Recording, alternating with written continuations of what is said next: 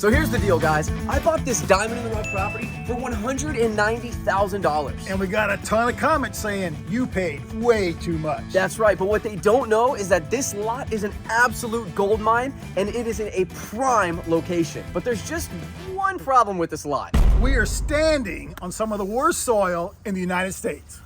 So before we get into why this soil is so bad and how much of a challenge it's going to be to build on it, we have to rewind all the way back to June of 2022, 1 month after I had closed on this house. It was at the peak of the real estate market, and Jordan bought this house sight unseen and waived all inspections just so he could get this house because offers were being accepted and rejected so quickly. That's right. So since we waived all inspections, we actually had a contractor come with our real estate agent to look at this house only to make sure that it was structurally sound enough so that it wasn't going to cave in on me when I was editing this video. That's right. It was our first time working with this real estate agent, and that real estate agent knew a contractor who's been in the area and the business for decades, so we knew we could trust him. So when we did close on the house, I sent him a text and I asked him if he knew any architects in the area because we were trying to get going right after we closed on it, and he said yes. He forwarded us to our architect that we've been using for the better part of a year now, and it's been absolutely amazing. So that's to answer all the questions on how did you find an architect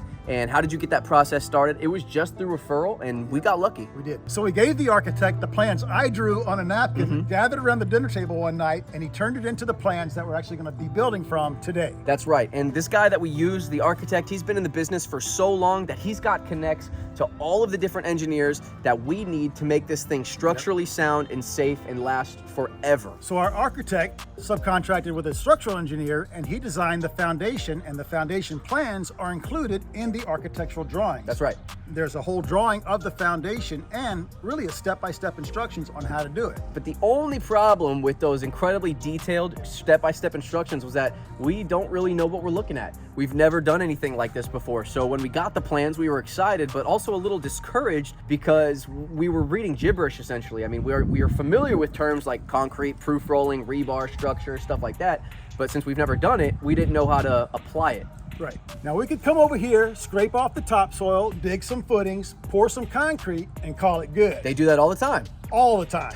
But it's gonna crack. So the foundation plans gives us step-by-step instructions to ensure that that's not gonna happen. And not only do they give us instructions on how to pour a good foundation, it actually tells us exactly how to prepare the site for a good pour. And that's the first thing that we've got to do is prep the site. The very first sentence, scrape off all the topsoil like we said, remove all foreign matter, which I guess is like concrete bricks. We don't have any of that. But the third thing they're looking for, you gotta remove all the vegetation. And we have some major vegetation. We have this old tree we cut down. Now, when we look at that sentence now, it's pretty simple. Vegetation, topsoil, and foreign material.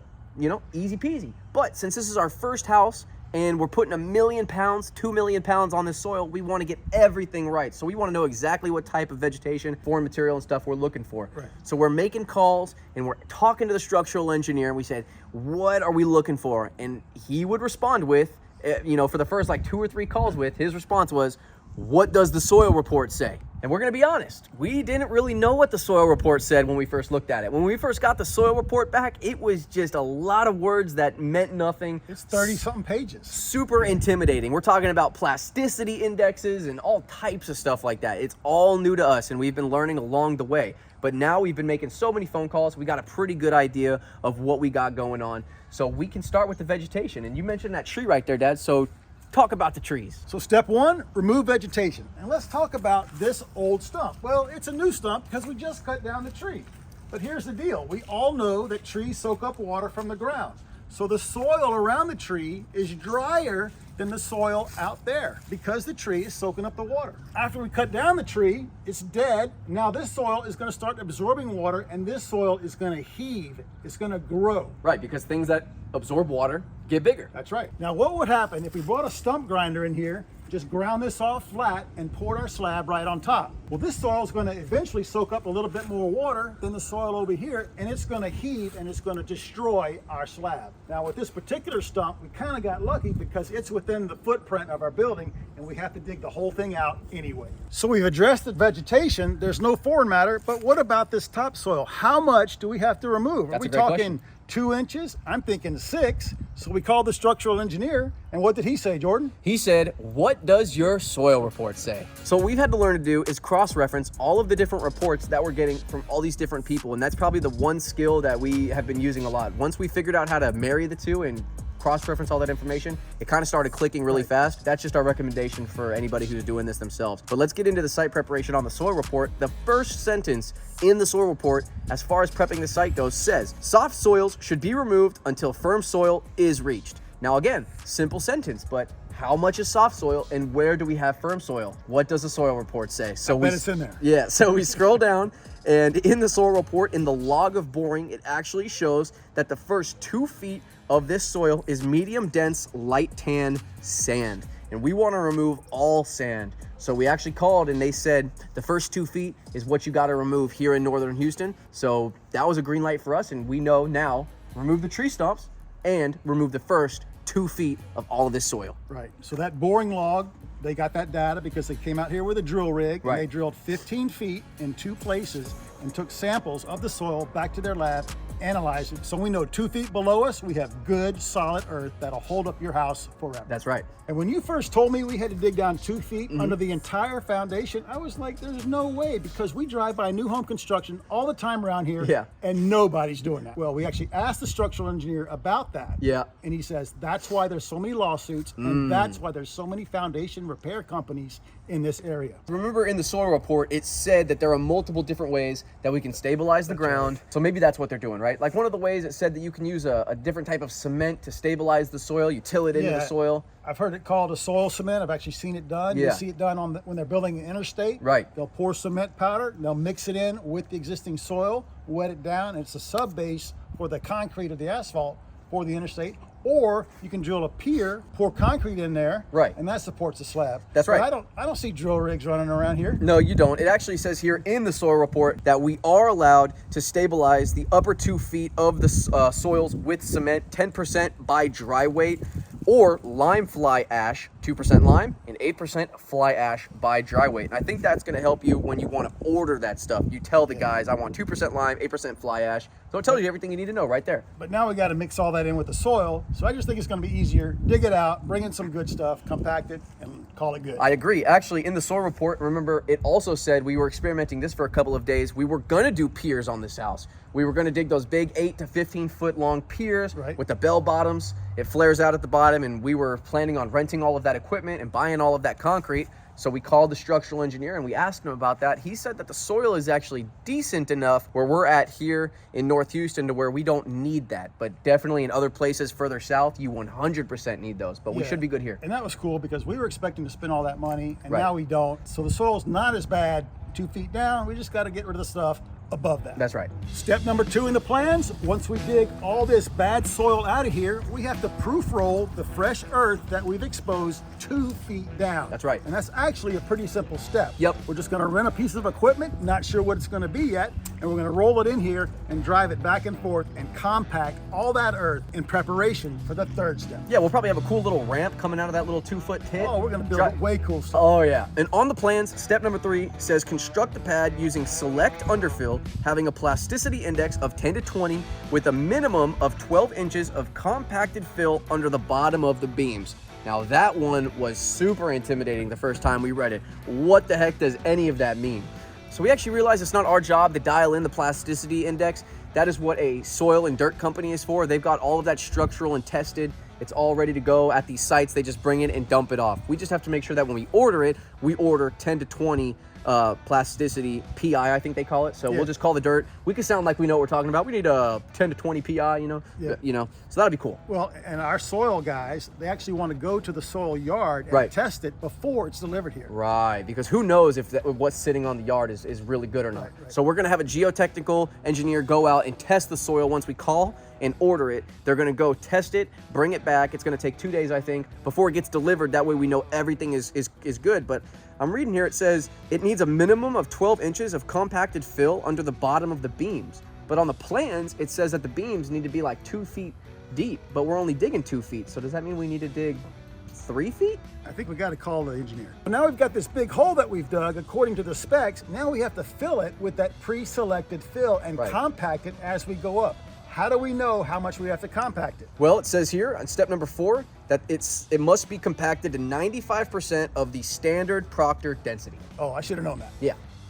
So when we first started reading this, like we said at the beginning of the video, this was all super intimidating to us. And how are we supposed to know what standard Proctor density is and plasticity indexes and all that, you know? But we actually learned that a lot of it is not our job. Each step of the way, we're gonna have somebody out on the property testing and making sure that we're doing everything right, whether that's geotechnical, soil guys, structural engineer, or the architect. They're all gonna be involved. And every time we give these guys a call, they wanna make sure that we're doing it right because they see it done wrong too much. And I think they're just kind of sick of it. I think they're watching out for us. And it kind of, I mean, it's giving me a great feeling knowing that it's gonna be done right. And I don't mind you paying for all the testing fees at all. So we've got our vegetation removed, our topsoil removed, we dug our hole, right. we backfilled, we compacted, it's been tested and certified, and our pad is done. Woo! The next step, we have to do a little work around the pad. See all this water sitting over here? Yeah. We have to get that water away because water is the enemy. Just like our engineer said, over here in the Houston area, water's gonna win every time. You gotta get it away from your building. That's right. I actually took some B-roll after the rainstorm that we had the other day. And this is essentially a private pond after a rainstorm. Yeah. So we know exactly how the water is operating on this property. And we absolutely have to get that away from the house, away from our new foundation, and over there towards the drain. And the other thing we've been discussing is what is the final elevation or the height above our slab? True. To me, I want that higher than the street, but we are way lower than the street. Right. So the higher we make the slab, the more dirt we got to bring in, which is going to raise the expense, right? Yes. I mean, we're definitely at least a foot lower than the street as we're standing right here, which is why we have so much water buildup. So that's just a question for the structural engineer. I mean, we're asking these guys a lot of questions. And like he says, the only stupid question is the one that you don't ask. And we have a lot of questions. Yeah. So after our pad is all complete, we're going to come in here and do some rough grading so the water gets away from our pad and doesn't ruin all the work we put in. Yeah, per step number 5 of the site preparation, it says that we have to use a sand or non-capillary material, which again, we're just going to make some calls, find out who provides that, and get it delivered, and then we'll spread that out. We can probably use some rakes and stuff like that, and it'll be pretty good. That'll be easy. And that ties directly into step number 6, which is the final step for our site just preparation. We're not even, we're not even pouring slab yet, which is provide suitable drainage, which is actually the architect's job. He is able to draw us up into the plans a way that we can dig some trenches and get the water away from here. And we actually haven't even called him about that yet because we've been just making so many calls to different people that we haven't even started tackling that yet. Right. And fortunately, there is a 2-foot storm sewer on both sides of the street. Right. Hopefully we can tie into that. It's pretty shallow, but hopefully we have enough fall to get that water out of here. I think we're going to be super cool, and I think it's going to be great, and I think we're going to learn a lot, and we're already learning a lot. And about a week and a half ago, we had no idea what we were doing, and standing here right now, I can hop in an excavator, and I can actually start digging. Let's go. All right, well, where's the excavator? Right there. Whoa, let's go! All right, guys, you can see we've got the excavator right here. I have the biggest smile on my face because ever since I was like 3 years old, Dad put me in front of excavation videos, and I've always been jealous of these guys being able to dig on these things. Hard Hat Harry. Right, Hard Hat Harry. So I don't even know what to say. I'm so excited to get on this thing. It only has 300 hours on it, so relatively new machine. We rented it for the entire week. We paid $1,800 to rent this machine for the week, and we're not even gonna get to use it for the full week because we're flying to Vegas on Monday, and the full week covers us till Wednesday, but we figured it's better to have it so we can just start digging. I mean, who cares? We are so excited. It's got a 24-inch bucket on it, and none of us have ever used an excavator before. Yeah, none of us have ever driven it, but we're all gonna drive it. I am so pumped up to get inside this thing and try it out. Are you guys excited or what? Yeah, and I think actually you two are going to do a lot better than me because you're used to these joysticks. Right. I'm not. I'm pumped, but that looks intimidating, man. It does. There's a little seatbelt. I'm gonna be seat belted up. I'm put my little seatbelt on. We've already called 811. That's right. Good point. And the only utility that was marked is our water line. It's actually under this sidewalk.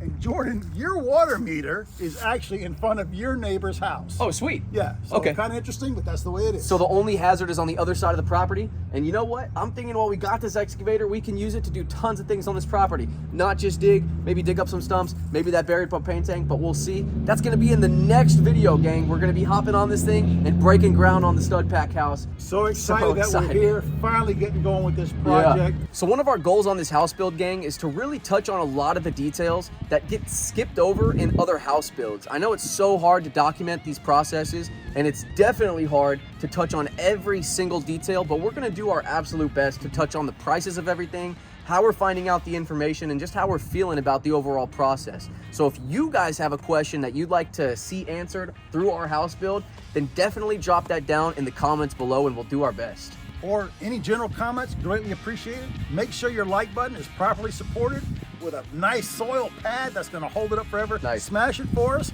Please subscribe, and we'll see you on the next video with our new best friend.